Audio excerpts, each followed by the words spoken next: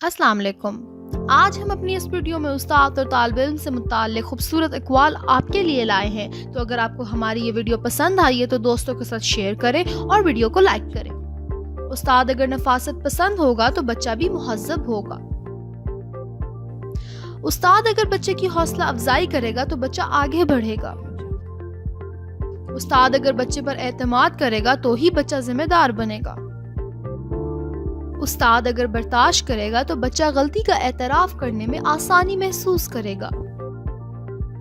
उस्ताद माफ करेगा तो बच्चा एहसानमंद होगा।